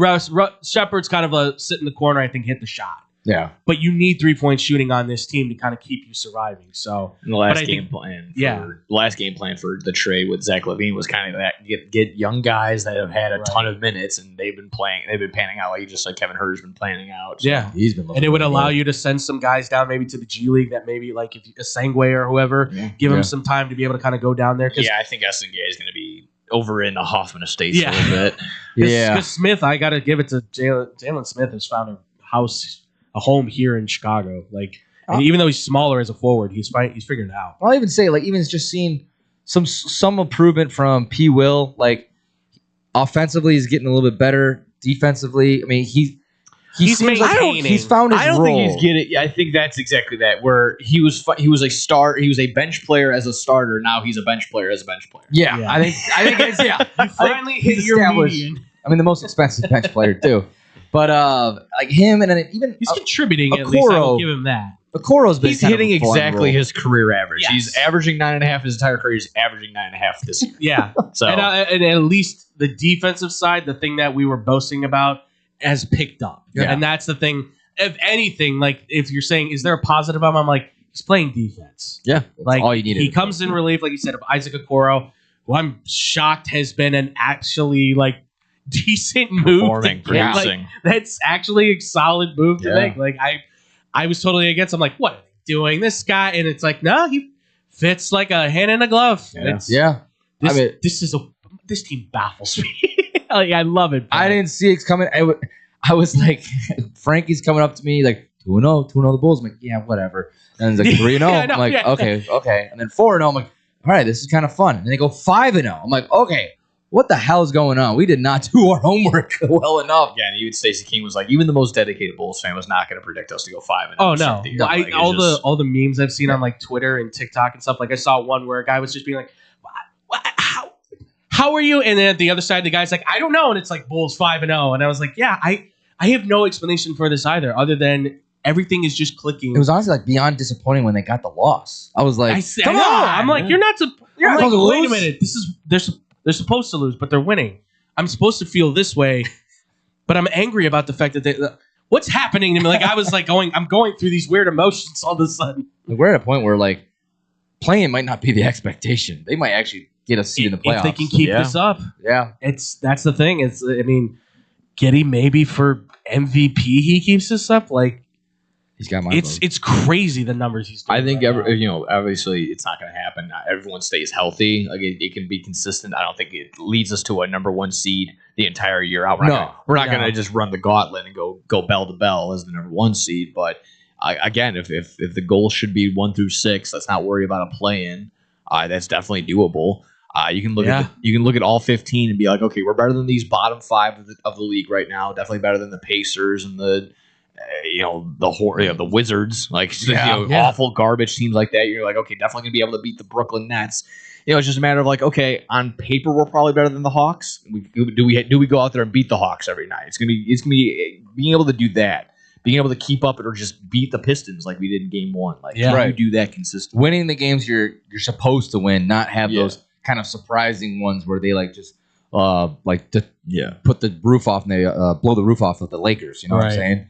So I know it's weird. It's not sustainable, but again, I think this feeling of just the Bulls doing well is probably something we'll be able to have the rest of the year. Absolutely. Yeah, exactly. If they can come out of this with like a 52-win season, that's a solid. That's big huge. improvement. Like, yeah. Well, they went could stop 30 playing 500 basketball all year long. That'd be nice. It'd be fantastic. Like it's them as the 1-win team with the Spurs, and then the only undefeated team right now is OKC. Yeah. Like they're in good competition right now. Yeah, And just from like just a fan aspect of it, like whenever the Bulls do well, the league does well. I feel like there's Everybody socials and not just the Bulls. When the Lakers do well, when the Knicks do well, When the like big three are going, the hell, NBA when the 76ers are relevant, Right, they yeah, kind of are right. this year because everyone's healthy. So when everybody's rock and rolling, the league sees improvements, and that's when people go like, I do need to watch. yeah, I would almost expect soon. hell, maybe this ESPN extra stuff will be worth it, or getting Peacock. I was Will be just about worth to it. say. I mean, I think we're going to see a lot of more national broadcasted Bulls games now. I think they're going to have to move some things around. Yeah, when they got like Bulls the are gonna least be like amount, this. too. Yeah, if they're actually, I think they're only get like 4 this year, if I'm not mistaken. Something like- it's like, very there's low. The Bulls are on the lower side. Of Yeah, net sometimes broadcast. wrote an article being like, "Oh, they completely got messed over," and it's like, well, what hope did they have? Yeah, like right. now, you look at them, and now I'm sure the NBA is going, anything you can do, put them on TV. They're playing well. Come on, we need the Bulls back. Damn, that's kind of tough. I was like, how funny it would be they take a game off of the Christmas day schedule. God. I mean, the day after you got Sixers and Bulls, and by then it'd probably still be a good game. That's still a solid. what I mean. That's Yeah. great game. So I'm like, even the day after, but I'm just like, who gets kicked off Christmas? Maybe I'm off. Is that like not the first time that the Bulls have beaten Joel Embiid? At least at home. I think I feel like so. Joel Embiid is like the Bulls' Grim Reaper as of late. Yeah, like he just owns the Bulls. So I'm actually glad you brought that up because I wanted to make that a talking point as far as last night in that second half, like Embiid couldn't do anything on Vooch. Okay. And that's what I was kind of surprised about. Like I didn't expect out of anyone to lock up Joel Embiid. It was Vucevic. They kind of figured it out, and that was what I was very impressed to see. I'm like, he's locking up Joel Embiid. I think Joel Embiid is just hitting that. Like, I think he's just hit a ceiling. Like, honestly, you still want to call him a great player, but to what extent can we keep saying like this guy's an MVP caliber center? Like, and the franchise, like at this point, I'm starting to curve to Maxey. Yeah, as the franchise. Now I'm even starting to go rookie. Yeah, VJ Edgecombe. I got him pinned for Rookie of the Year right now because that kid, the Generator, playing out of his mind. I love that nickname. He is insane. What was it? The Generator. Oh, Because he lived off a generator for like 6 years or something like that. Yeah. Oh wow! So this dude has Kobe. This guy has some Kobe. I'm in a him. little mixed on that. It's just like you're just named after like your hard time, your hardship. It's a little, Hey, come here. Trailer home. Right. It's kind of, it could be kind of like the SEMA, but the kid is just, Alley Rat, get over here. Like, bro, okay. Thanks for thanks for reminding me. Yeah. But he's taking it like he's Call coach like, hey, divorce with 2 kids. Yeah, Come over here. Like, what are we doing? I'm sorry, I just keep riffing. It's so good. you bring up a good point. Like, I mean, we got to be a little careful with that. Like, okay, stain socks, like, or whatever. Like, I don't know. Like, no, that team. Hey, crippling gambling addiction. Get over here. Like, oh my God. All right. Okay, now we got to talk. 1-800 gambler. Get over here. Right, yeah. But no, I like. Jeez. But like that team has clearly moved forward to say like we don't need the 7-foot big man that mans the middle that gets all the rebounds and scores all the points. Like they're shifting now to, hey, we got this backcourt who's fast and quick and shoot threes, and they still even don't have is Jared McClain? I don't think he's even back yet. I have no idea. I don't think their first round pick was like on a hot streak last year. Like I don't think he's back yet. So they've got 3 guys right there that you could put out there and they just take all the shots. So at this point, I think the 76ers got to say to themselves, all right, Embiid, like where would you like to go since you have the no trade clause that we had to put in your contract? So Nick, you were completely right. That was the Bulls' first win against Embiid at the United Center. Real okay. The first one at the UC. Okay, he's overall 15-3 against the Bulls. That's crazy. Back since 2018, and that was the first one at the United Center. Joel Embiid has lost. Jeez, because the last Bulls game I was at was like 2 or 3 years ago, and it was a Bulls versus 76ers game, and that like even then, still up until then, the Bulls hadn't beat Joel Embiid. So again, that was like 2 or 3 years ago. Whew, absolutely insane. Yeah, so he's under the radar, owned the Bulls for a while now. For 50 and 3, it's crazy. That may not happen now. The Bulls change the guard. I mean, Josh Giddey taking care of the 76ers now too. Love that. Yeah, can't rely on Paul George either. So no, God, he can't stay freaking healthy. No, he's podcasting. Remember? That's yeah, yeah. He's out with a podcast. Well, I asked you that. I'll ask you. I'll ask Tyler. Yeah. They brought back Hip Hop, the 7-foot-tall bunny mascot, and he's only going to be at select games for the 76ers. Will Hip Hop appear in more games than Paul George this year? I love that question. Slam the so over. much. Slam the over. Slam the Wait, over. so this is a new mascot that they're adding? No, they've had this No, mascot. yeah. They used But to have he's this only- mascot in the 2000s. Oh, And he was okay. he was a bunny with Yes. a 76ers jersey and shorts, and he That's had a right, do-rag yeah. on. That was like the only only for thing. select games? Yeah, they're only Oh, bringing wow, it back for that's select weird. games. Yeah. Because I don't know what their current mascot is, but It's isn't that fat guy that uses his belly for the free you know what? throws? I would honestly that represents Philly a lot better than whatever I'm sure they That's put a out really good there. one. Hopefully he's doing well. Yeah, no, definitely hit the over on that. Like Embiid, if he plays 20 games this year, I think he'll Like have a himself dog, a blue cat. What the hell is that? It's a dog. Okay, That's a dog. that's Okay. hilarious. I'm so. Go get the dog. I don't know what That's hip hop. That's right. That's hip hop. Yeah. Oh my God. I do love that they're bringing him back, but just bring him back full time. What a reunion there. Allen Iverson in Nuggets gear hanging out with hip hop. What an image. Allen Iverson looks like he'd rather be anywhere else. Why is this rabbit next to me, man? What the hell? Oh God. I didn't know it was Easter. Yeah. Oh God. I guess we got a few more minutes here, but like outside of the Bulls, how some of the teams that were weighing out in the NBA, anyone kind of catching your guys' eye, kind of surprised as well as the Bulls? I mean, The Thunder. Yeah, the Spurs. oh God, they're just Are so much fun to watch I love watching. because they have the unstoppable. Like the guy. That's your MVP right there. Wemby has to win it. There's MVP, no way. I have him as MVP as an early pick. I put the bets down for MVP, and I did it for Defensive Player of the Year. I love that. I Because like that. like with and then I put like VJ Edgecombe as Rookie of the Year. Like, and this was all before the season hit because I'm just like Wemby right now is just on a different level, and he's got a team around him that's just feed him the ball, feed him the ball, feed him like De'Aaron Fox throws it up, Dylan Harper throws it up, like Stephen Castle inside pass. I mean, if I'm not mistaken, we also still a couple of still the Brooklyn Nets are winless, so that's tough. The Pacers were winless up at Pacers. Hey, okay, I got one really quick. Yeah, Please. Classless by the fans Yeah. to boo Miles Turner Yeah. during his tribute video. I understand he hasn't been there for a decade. He didn't win him a title, but he was a good player. Yeah, he didn't ruffle any feathers. He didn't No. say anything wrong. No. He just took a better deal and went to Milwaukee. as anyone Can't else blame a would guy have. for that. And I'm sorry, it's a team that still has a chance to make the playoffs. Yeah. Like he's looking out for himself. I can't blame. They a guy saw for their that. number. You saw his number one star go Yeah. down. They saw them do nothing to replace him. Yeah. They're like, well, all right, I'm out too. See Yeah. ya. Yeah, exactly. I mean, come on. The Pacers weren't Yes. supposed to go to the finals last year. As a franchise that gets barely anything, Yeah. why would you boo someone that Gave could you come, his all. gave you exactly that? Like it gave you everything. Yeah. He wasn't a load management guy. Again, wasn't a distraction. He was your center, like you said, for a decade. He was your centerpiece. He Yeah. was there. Yeah. He didn't leave. He didn't go anywhere. He was always Mr. Pacer, really, more than anything. More than anybody on that team, he was Mr. Pacer. Yeah. So I gotta really, I don't know. That one really, No, that one rubbed me the wrong I'm with way. That and then maybe he's a Lego. He likes Legos. He likes playing with the Legos. So That's maybe true, that too. like just another collectibles guy from one to another. And they're trying to vouch for him. This Pelicans team is not. They awful. they don't have anything. No. You can tell. You can They don't wanna try and play. sell me Zion. I don't care.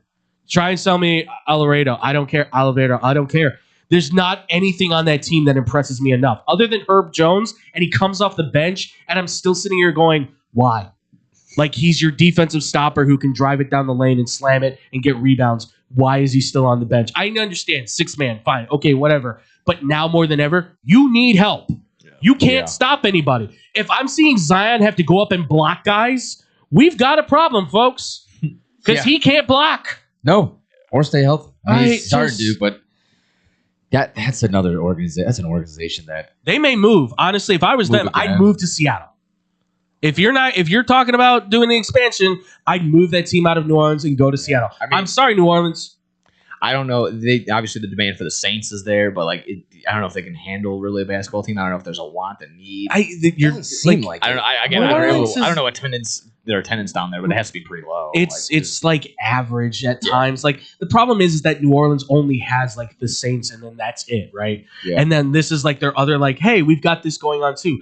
But New Orleans, Louisiana is not really, it's not really a basketball state. It's never really been. It's been football, baseball kind of balances with basketball, but no, you're not selling me the Pelicans. I'm sorry. Bring back the Supersonics. For the love of Seriously. God, I want to get a jersey. If you made them the Hornets again, I think people would probably want to go to the games more. But because they're the Pelicans, people are kind of like, they're not. Yeah, what a stupid name. Well, it's based off the state bird. Yeah. Like that's the problem. Like, ooh, threatening. They're not the Chicago Bald Eagles. Yeah. So Yeah, right. so I found that Or Cardinals. I found Cardinals, yeah, that's there.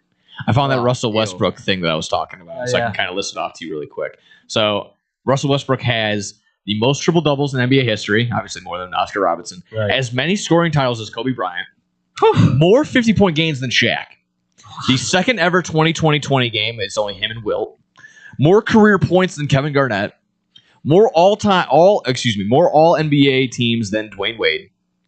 More seasons averaging 10 assists or more than Jason Kidd. More playoff wins than Charles Barkley, more playoff points than Reggie Miller, and more seasons averaging 20 rebounds or more than Yao Ming.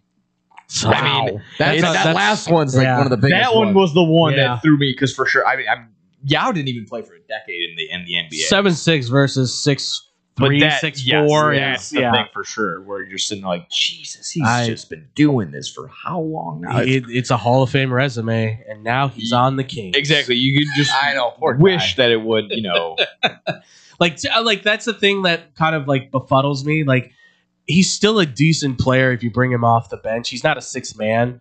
But you can bring him off the bench and he can still give you points. Yeah. But like I'm sitting here going like, of all the people that would want him, really you choose the Kings?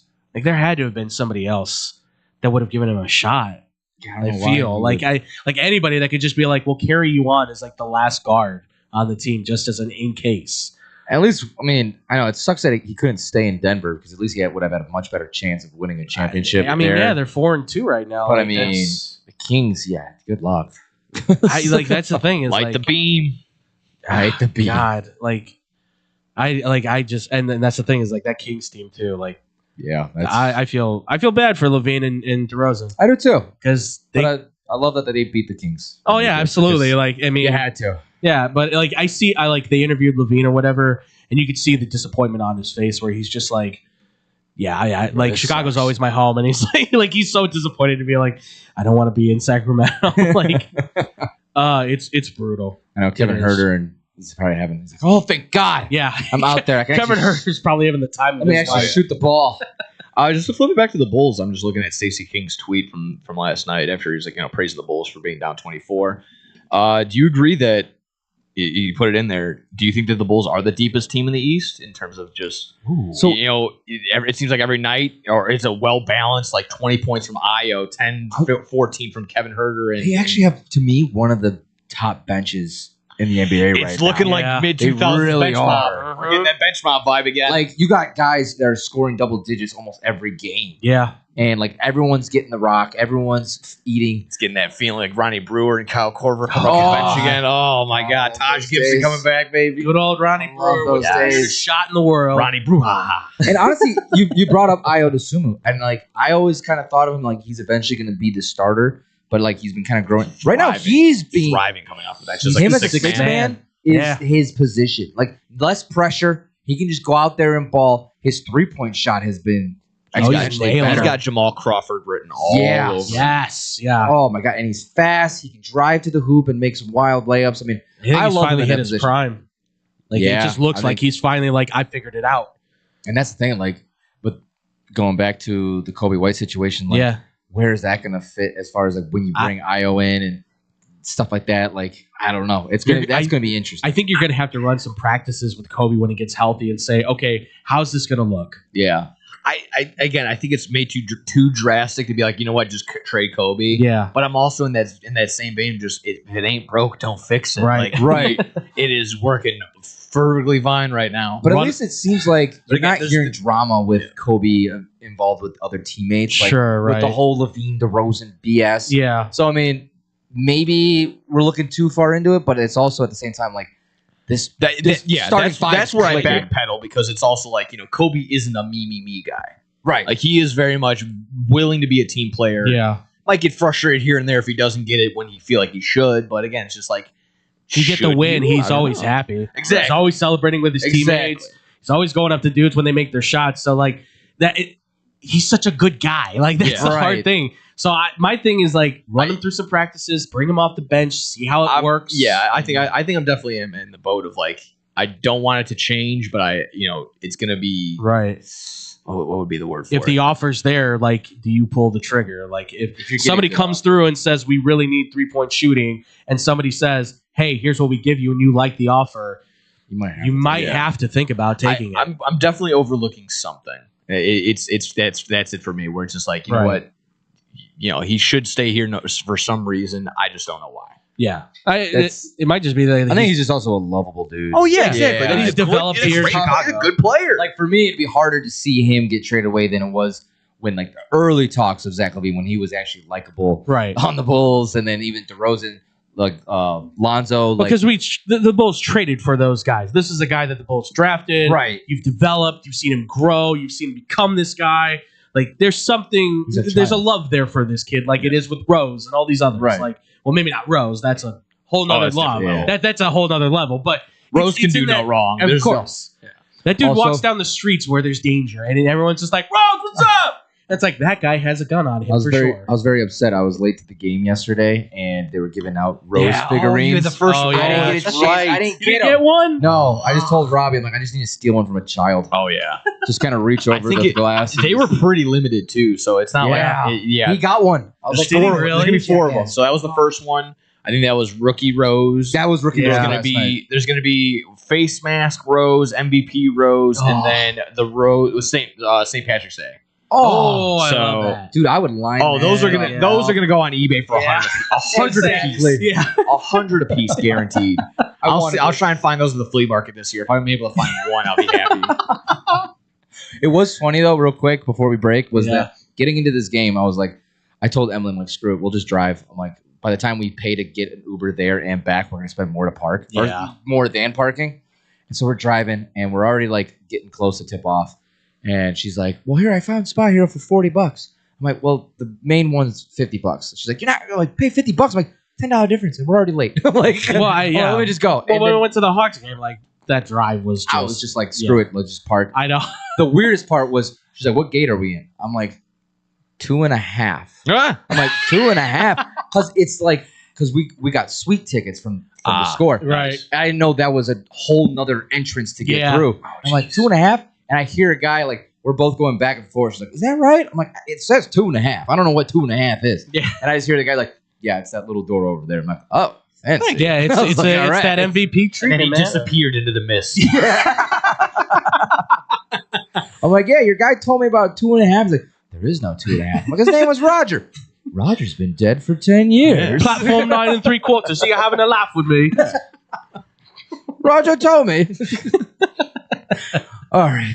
Are you guys ready to go off the rails? Yeah. Oh, all right. If we didn't already. Yeah, no, seriously. Well, let's continue the off the rails next, because it makes sense with the open on Blow the Whistle here on SportsOutChicago.com. I sound a little cocky, but I think we're legends in Chicago. We really are. SportsTownChicago.com. We're all looking to save $1 these days, right? Well, Pino's Old Man is the perfect spot for pizza lovers with the $10 and under menu that'll make your taste buds and your wallet happy. Fried chicken sandwiches, just $6. It's so good I had to start working it just to eat it every day. That's not all. Grab 2 large one-topping pizzas with extra cheesy goodness and a 2-liter soda for just $26.30. Plus, order online and get 5% off exclusive deals. Family owned and operated for 30 years, open 7 days a week, and until 1 a.m. on Fridays and Saturdays. Check them out on the corner of North Main and Willoughby. Pino's on Main. Oh my God, I need some Pookie's crack cake. Pookie's crack cakes. Yeah, girl. You ain't never heard about the best crack cakes in Chicago? They're right there in the Bronzeville area, right at 105 East 47th Street. They're moist, delicious, premium homemade cakes made fresh daily. One bite and you're addicted. They got the caramel cake, butter pecan praline, and red velvet. Ooh, and don't forget the strawberry lemonade and a chocolate Oreo dream. They're open Wednesday through Saturdays, 11 to 6 p.m. Sundays, 11 a.m. to 4 p.m. And they're closed Mondays and Tuesdays. Early arrival is highly recommended. First come, first serve. They give out tickets at 10 a.m. Just mention you heard it right here on Real Girl Talk Radio, and you'll get a free butter cookie with your purchase. Make sure you follow them on Instagram and Facebook at Pookie's Crack Cakes. Girl, where you going? I gotta go get my crack cake. Let's go. Looking for a great bargain? Want to find cool collectibles? Need to get fresh fruit and vegetables for the family? Come on down to Swaparama. 3 great locations, 42nd and Ashland in Chicago, Melrose Park, and Alpha, with hundreds of indoor and outdoor vendors selling clothing, tools, electronics, and much, much more. Have stuff for sale? Become a Swaparama vendor and turn your hidden treasure into cash. Visit their website for market days, hours, and vendor information. Go to swap-o-rama.com. Swaparama, the first name in flea markets. There's only one place to watch your favorite sports team and have mouth-watering pizza. Come on down to Moretti's Pizzeria, where you can get a pizza for half the price every Tuesday. Try out our delicious varieties of pizza, sandwiches, and much more. I don't know about you, but a gooey mac and cheese pizza with a size of cheesy mozzarella sticks and watching sports sounds like paradise to me. Stop by at one of our 12 locations near you. We're open 7 days a week, anywhere from 10:30 a.m. to midnight. Visit our website, Moretti'sRestaurants.com, for delivery, catering, and even private parties. Moretti's, we bring the fun. Get money for that old car sitting in your driveway today. No more insurance payments. No more playing taxi for your friends and your family. More room in your garage with Winning Auto Wrecker. Winning Auto Wrecker comes directly to you and takes that problem car away and off your hands. Call anytime, day or night at 888-555-0910. Or go to winningautorex.com and we will take that junk off your hands in no time. You win, we win with Winning Auto Wreckers.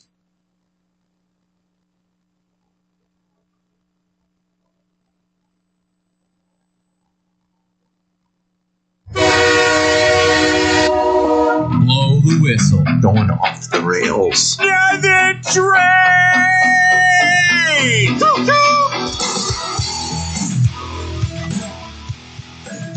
That's right, ladies and gentlemen. It's time for Blow the Whistle to go off the rails here on SportsTownChicago.com. Even though we've already been going off the rails, but now it makes sense because we have a segment for it. Oh yeah. So I guess let's kick it off since we haven't really talked about it. Congrats to the Dodgers. I know no one was really wanting the Dodgers to win the World Series, but it's still history. First team since 2000 Yankees to win back-to-back World Series. So I mean, I guess that's cool, but again, that's what happens when you spend money. With huge viewership across the board. That was one of the best rated World Series all time. That'll be one of those where you look back and that either created a kind of like another generation, another decade of fans just from that. Yeah. Like, I mean, again, just whatever the numbers were, it's like 10 million in the U.S., another 7 in Canada, another 8 million in Japan. Like, that's crazy. Yeah. This is the kind of thing that MLB needed more than anything to start generating that next level of, like you said, the next level of fans and that growth. I mean, shout out to Rob Manfred for actually making a change in the game and in the league, and now we're making NBA look stupid. Right. Making even more. We're gonna have the ABS system next year. I can't wait. Oh my God, I cannot wait for that. This is gonna be so much fun to watch. Because I've got a feeling there's going to be some umpires that are definitely going to get some old heads. Oh yeah, there's going to be some old heads.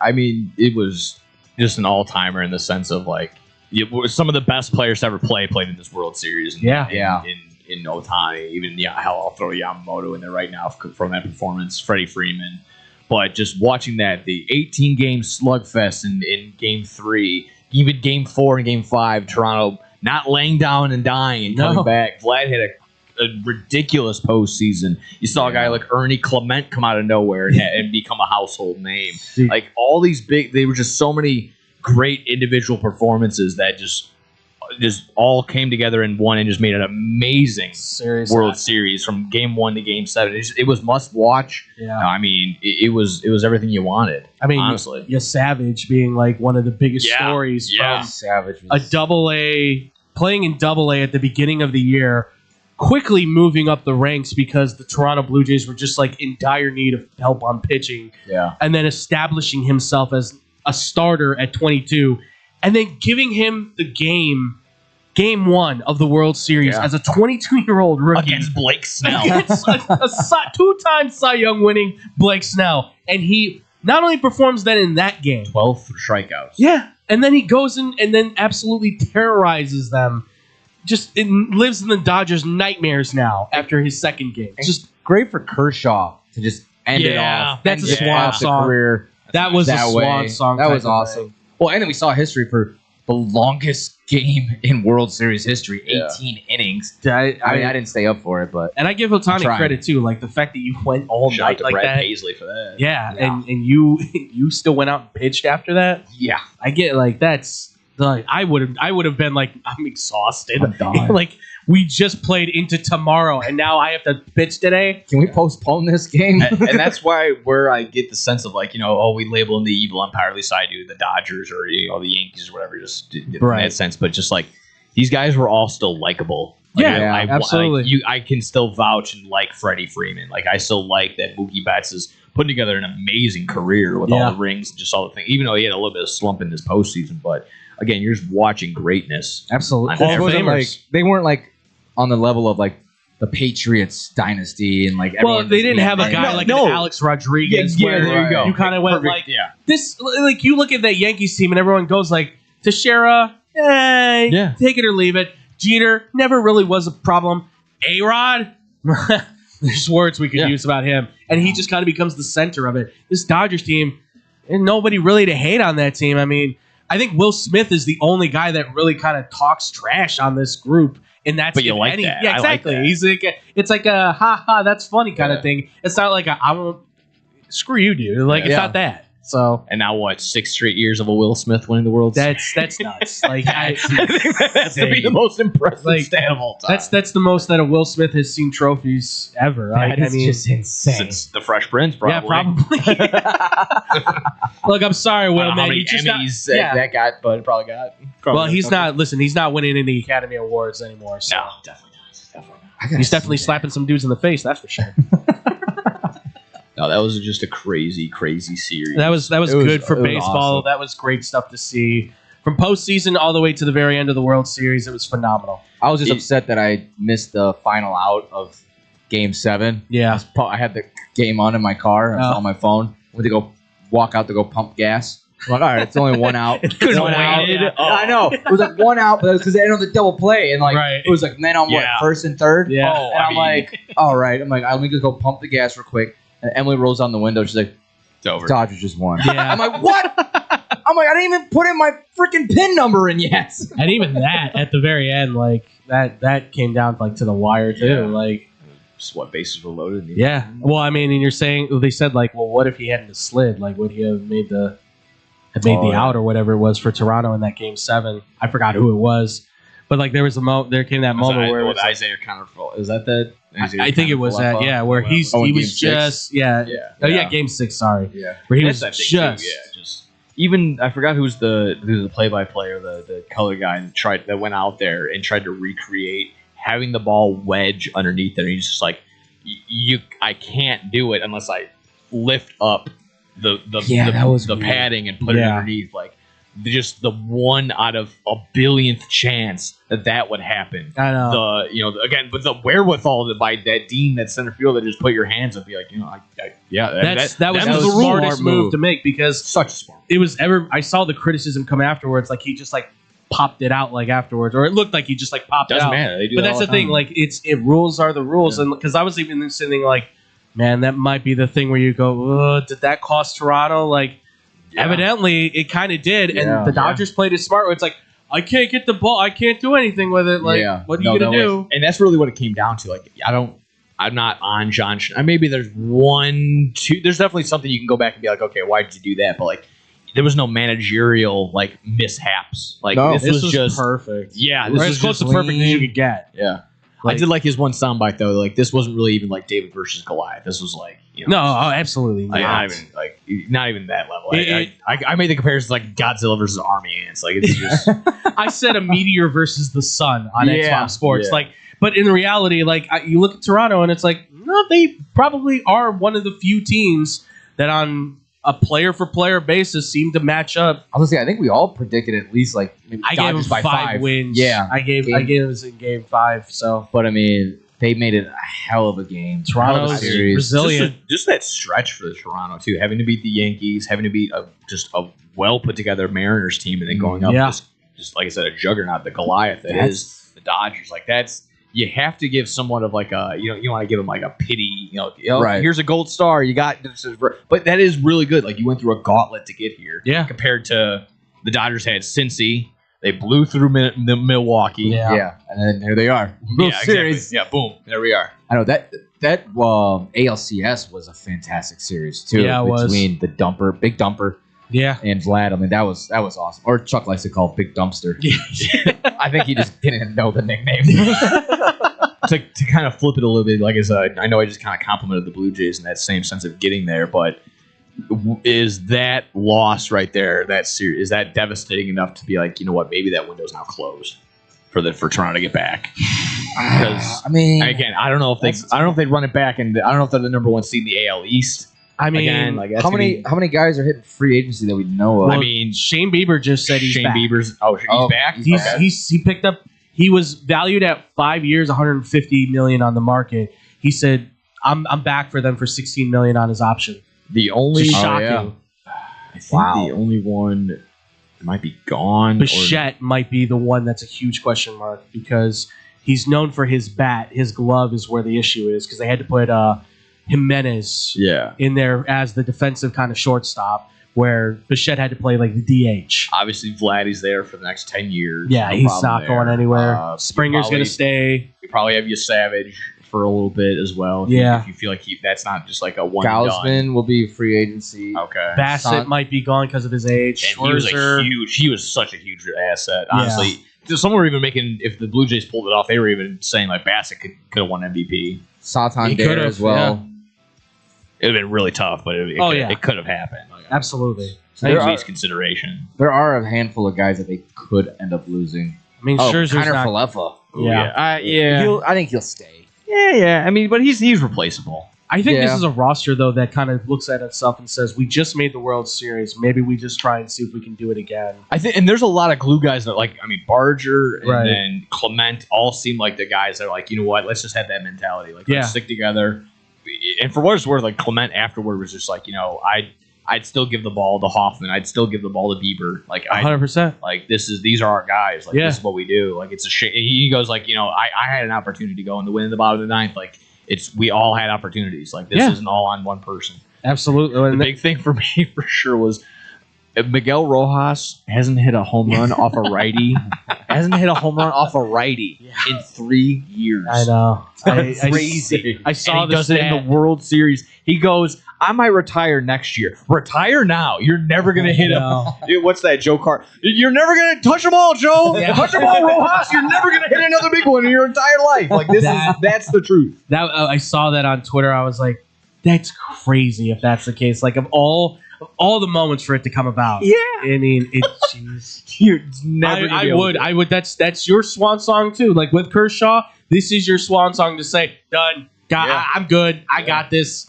Like, oh my god. As figured, Dodgers are the favorite to win Of course. 2026 World Series. You already have odds. For Yep, I already Of pulled them up. course. As soon as the season's over, Vegas is like, well, how about the next group? The disgusting thing is that it's Dodgers at plus 375, and then the next best odds is the Yankees at plus 700. Like, it drops a lot. I don't. Well, I like that. I mean, the way too early odds, I like that. Yeah. Yeah. Because that makes me, I can go sprinkle some here, sprinkle some there, and then when the season actually begins, we'll kind of have a better idea. Right. Wasn't it? Weren't the Dodgers like minus money at the start? Like right at the start of the regular season? I believe so. It was insane. When they were still down 3-2, they were still favored at one. Yeah. So And you but tell me. it's like the Yankees were like not too far off, obviously, because they were like considered like the only other team that could maybe compete with them. But Blue Jays. I'm looking at the Yankees now, going, I don't White even Sox know. odds go all the way down. 500 to 1. Second to last. All right, Colson, you got your work cut out for you. Come on now. Speaking of White Sox, what do you think about Luis Robert? Yeah, got his option. Oh, he's staying? I Yeah, didn't see he's that. staying. Oh, Yeah. yeah, I see that. Yeah, he's staying. He's staying for 20 mil. Hey, I mean, that was the thing when we said when he didn't get moved, like, all right, well, he better stay and for the option or something like that. And well, there you go. I'm satisfied. I like the kid. I like Luis. Yeah. It's always that thing of like you always been talked about as the 5-tool player, like Cuban Mike Trout. I mean, if he gets unlocked and somehow this year and just has the season that he's supposed to, I think he stays healthy. I think he just had a hobby year. Could be. That could just happen. I mean, I even looked at the numbers. Like they were like during his slump year, the Javi's and Luis's year, it was like identical. And obviously, Javi came back. So, and we all know the kind of hitter that he is. I think he'll be just fine. I mean, you see it anytime he gets up to the plate. He attacks the ball and he goes for it. So it's that, and you still saw him hustling all year long in the outfield. Like he's still making great diving plays. Oh, yeah. He wasn't giving up on. Like you saw a lot. Some people were on him last year for his body language and running to first base and lack of effort here and there, and that could have been a couple other factors, but. Frustration, all of that. Like I think there probably was a lingering injury, and there was some of you even said when it wasn't Venable, the guy before, they were just like, for guys that are hurt, we are encouraging them to kind of like jog. Like we don't need a full on sprint to first base, for some people, which in that mind blew my mind. But that's don't compete too hard now. Like exactly, and this is the thing is like Robert's a guy who's like wants to full go, right. And hopefully, I think with what he showed this year, there might be a chance that you may have found a leader in him too, because that's one thing this ball club needs is definitely somebody to step up and help these kids, because there's kids on this team, get them together. Again, you progress from 40 wins to 60. Again, let's not jump for joy for only winning 60 games, but if you can improve again, that's a 20-game improvement. If you can get from 60 to 75 wins next year, and then that's even good enough to maybe win the AL Central. That is happy and sad to say, folks, but it is true. And then if you go again, even if it's another improvement from the year after that, so from 2 years from now, if we're 2 years from now, and I can finally see the White Sox competing in the AL Central again, I will be more than happy, because again, it went from unwatchable to like, maybe there's some hope in these guys. Yeah, exactly. Maybe like I can actually. Is it worth buying a Colson Montgomery jersey now? Okay, I think it's a little bit safer now. I don't need to get that little insurance from. I mean, he's a beast, and their farm system is looking so good. Like I still have a lot of confidence too when I'm looking at Hagen Smith and Schultz. I'm like, there's two lefties right there that not yet maybe, but you give them like another year. Yeah. Oh, and again, I'm not delusional. There's so many holes to fill on the White Sox roster. There's a clear lack of talent across the board, but it's just if Getz is able to find these gems like Vassell, so like you're just taking these Rule 5 draft picks and turning them into somewhat feasible guys. This is kind of what it's looking like, and again, just maybe Shane Smith comes out of nowhere or something like that. Like it's nice that you're starting to actually pick out guys that are like, okay, these guys we can build off of. Right. And like it's not just a complete dumpster fire. Identifying core guys is always the key to the long-term success, and I've again no longer on the White Sox fandom anymore, but looking from the outside in, I can see that there is pieces there that you can go a pillar maybe here, a pillar maybe here, build the foundation, start to make the building of the White Sox to be competitive. Yeah. I wanted to switch gears real quick. There's one last thing before we, with this off the rails, it just reminded me just a little bit ago. Mm-hmm. What are you guys making out of? Are you guys seeing this on Twitter of Rome Odunze's dad? Well, you brought it up yesterday, so I might as well. So like you guys all saw it, right? Or yeah. I'm so lost. I'm like, what? These dads. My kid didn't get the ball. Like, and I could see that Rome's probably so annoyed and pissed off because it's like, Dad, I lead in receptions. I'm having actually a hell of a year right now. Just because I had one game. Yeah, 3 targets, and he dropped a couple of them. The one in the end zone wasn't the best throw, but it was catchable. The one at the sideline, I think that was it was that game. that he could have caught, should have caught 2. It's just like, listen, Pops, like Even relax. stars are gonna have bad games. Yeah, exactly. Jamar Chase had a 3-catch game this year. Yeah, Like, it's gonna happen. It's stuff like that. It's just I've dealt with these parents before, and that's on the high school, even the Pop Warner level, and you get that like, why isn't my kid getting the ball? And it's like, he is 7 years old. You do not need to be yelling. It's like, okay, I think him and- Michael, throw the ball already. Come on. My dude, they are kids. That's your child that Right. you have to take home. Chill out.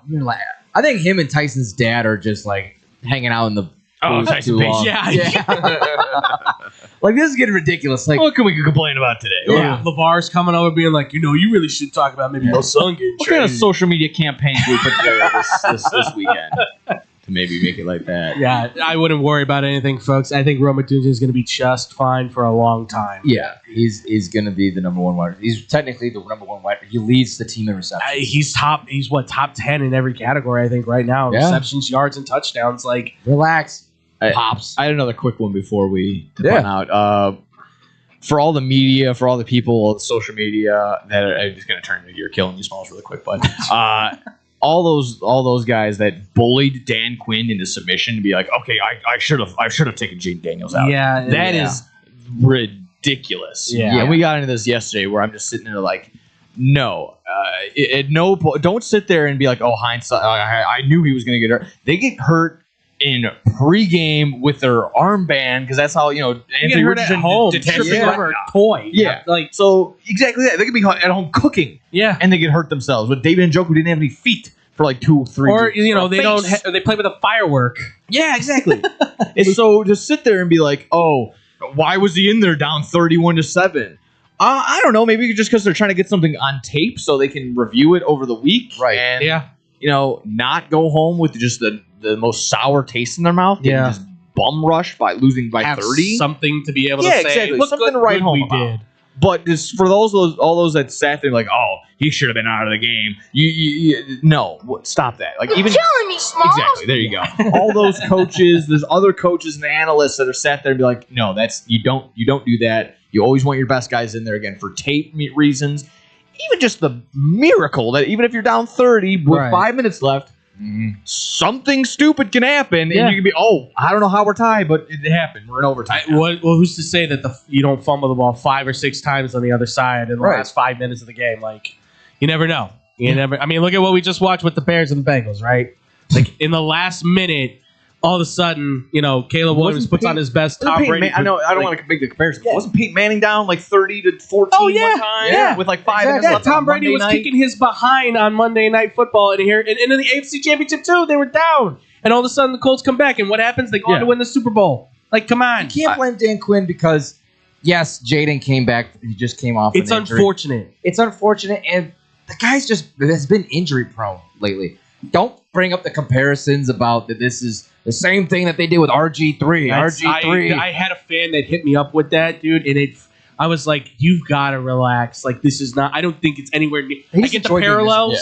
but it's not the same thing. No, and again, it just went from me from like listening and hearing Dan Quinn be like, no, I'd left him in there, this, that, and the other. To 2 days later, he's like, yeah, you guys are right. I've dropped the ball on that one. Like, I don't know if he was just saying that to say it, just to finally get everyone like off of his back, like stop talking about this. Yeah, exactly. But if that is the case, if he genuinely feels that way, you shouldn't. You were in the right. You made You're every the right coach. move. You're the coach. Exactly right. Your decisions are your decisions. You may not like the fact that it happened, but you made the call.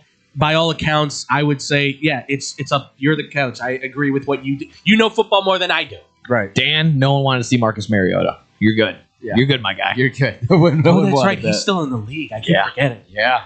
I keep forgetting Somehow. he's the backup. I keep.